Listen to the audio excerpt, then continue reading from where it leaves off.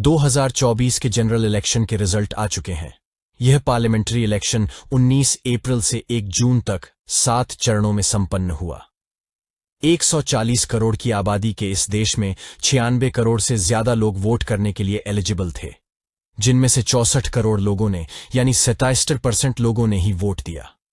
यह इलेक्शन अब तक के सबसे बड़े और सबसे ज्यादा लंबा चलने वाले इलेक्शन में से एक था। इस इलेक्शन में हीट वेव संबंधित बीमारियों के चलते 18 पोलिंग स्टाफ की डेथ हुई।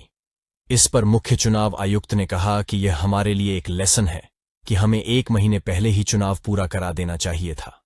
दोस्तों, चुनाव आयोग की निगरानी में 1951-52 से लेकर अब तक 18 आम चुनाव और कितने ही स्टेट असेंबली के चुनाव हो चुके हैं हमारे देश में, लेकिन अभी तक हम लेसन ही ले रहे हैं। क्या लेसन लेने के लिए लोगों के मरने का इंतजार करना जरूरी है? क्या एसी कमरों में बैठे अधिकारियों को भारत की डाइवर्सिफाइड जियोग्राफी और वेदर कंडीशंस के बारे में नहीं पता है? शायद नहीं पता है, इसीलिए तो इतनी गर्मी के मौसम तक चुनाव खींचे गए। एसी कमरों में बैठे अधिकारियों को इलेक्शन संपन्न करवाने के लिए ग्राउंड लेवल पर जाने वाले कर्मचारियों को भी इंसान ही समझना चाहिए। 2024 के जनरल इलेक्शन में किसी भी सिंगल पार्टी को पूर्ण बहुमत नहीं मिला है। लोकसभा की कुल 543 सीट्स में से सबसे ज्यादा सीटें मिली हैं बीजेपी को, 240 सीटें, जो कि पूर्ण बहुमत 272 के आंकड़े से 32 कम है। कांग्रेस को 99, सपा को 37, तृणमूल कांग्रेस को 29 और डीएमके को 22 सीटें मिली हैं। इस चुनाव में जिसका सबसे ज्यादा खराब, बेहद निराशाजनक और बहुत ही शर्मनाक प्रदर्शन रहा, वो रहा आम आदमी पार्टी का।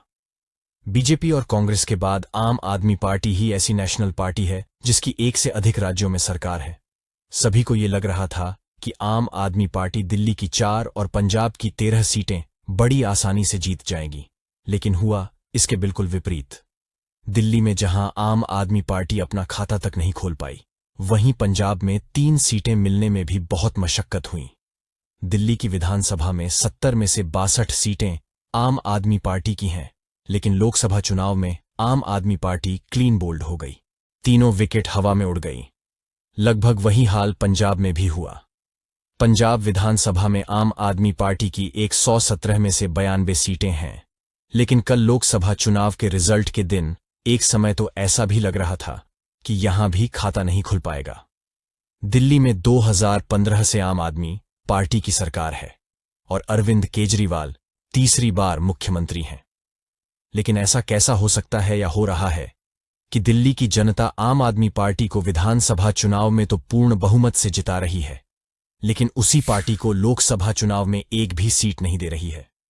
ऐसा भी नहीं है कि अरविंद केजरीवाल ने दिल्ली में या पंजाब में कोई काम नहीं किया, बल्कि ऐसे बहुत से काम किए हैं जो पहले कभी दिल्ली तो छोड़िए पूरे देश के लोगों ने ना सुना था और ना ही देखा था। सरकारी स्कूलों का कायाकल्प किया, बहुत ही शानदार स्कूलों की बिल्डिंग्स बनाए, रेनोवेशंस किया, वर्ल्ड लेवल के क्लासरूम्स और इंफ्रास्ट्रक्चर बनाए।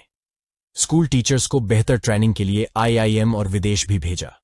इस साल दिल्ली के सरकारी स्कूलों के 10वीं और 12वीं क्लासेस के नतीजे पूरे देश में सबसे बेहतर रहे। अरविंद केजरीवाल ने ट्विटर पर यहां तक लिखा कि ये नतीजे CBSE बोर्ड एग्जाम से भी अच्छे हैं।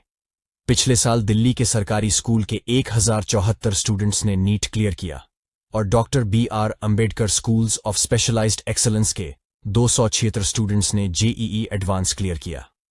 हेल्थ केयर सेक्टर की बात करें तो दिल्ली के सरकारी हॉस्पिटल्स में इलाज मुफ्त है और बेटर हेल्थ केयर के लिए सभी वार्डों में मोहल्ला क्लिनिक्स भी खोले गए हैं।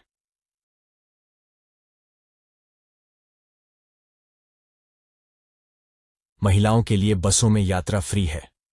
200 यूनिट तक हर परिवार की बिजली मुफ्त है और पानी भी फ्री है। बहुत से सरकारी कामों के लिए सरकारी ऑफिस जाने की जरूरत नहीं है, बस केवल 1076 नंबर डायल करो और दिल्ली सरकार का कर्मचारी आपके घर आता है। दिल्ली की सड़कें बेहतरीन बनाई जा रही हैं। ऐसे और भी बहुत से काम हैं जो केवल दिल्ली में और अब पंजाब में हुए हैं। पंजाब में 2 साल के अंदर 40,000 लोगों को सरकारी नौकरियां दी हैं। 10 टोल प्लाजा बंद कर दिए। हर महीने राशन लोगों के घर तक पहुंचाई जाती है। Punjab state power corporation limited ने वर्ष 2023-24 में 900 करोड़ रुपए का प्रॉफिट अर्न किया, जो कि इससे पहले तक घाटे में चल रही थी। यहां तक कि दिल्ली सरकार यानी आम आदमी पार्टी द्वारा बुजुर्गों को फ्री में तीर्थ यात्रा करवाई जाती है। इतना सब होने के बावजूद भी दिल्ली की जनता ने इस लोकसभा चुनाव में आम आदमी पार्टी को एक भी सीट नहीं दी और पंजाब में 3 सीटें पाने के लिए तरसा ही दिया। पंजाब के सीएम सरदार भगवंत मान ने तो पंजाब में कांग्रेस के साथ अलायंस तक नहीं किया और उसी कांग्रेस ने 7 सीटें जीत लीं। आम आदमी पार्टी के इस बेहद ही निराशाजनक प्रदर्शन का कुछ लोगों ने यह कारण दिया कि आम आदमी पार्टी के बहुत से एमएलए ने चुनाव में प्रचार प्रसार कम किया या वे अपने क्षेत्र में मौजूद नहीं रहते थे। कुछ लोग ये कारण बताते हैं कि आम आदमी पार्टी के शीर्ष के 4 नेताओं को झूठे शराब घोटाले केस में जेल में डाल दिया, जिसके चलते पार्टी का फोकस और काम डाइवर्ट हो गया और ठीक ढंग से प्रचार प्रसार नहीं हो पाया। बहुतों का यह भी मानना हो सकता है कि आम आदमी पार्टी ने शराब घोटाला किया है। सत्येंद्र जैन 2 साल से अधिक और मनीष सिसोदिया 1 साल से अधिक जेल में बंद हैं। और अब अरविंद केजरीवाल तो हर जगह कहते आ रहे हैं कि अगर हमने शराब घोटाला किया है तो क्यों ईडी सीबीआई को अभी तक कोई भी सबूत नहीं मिला है।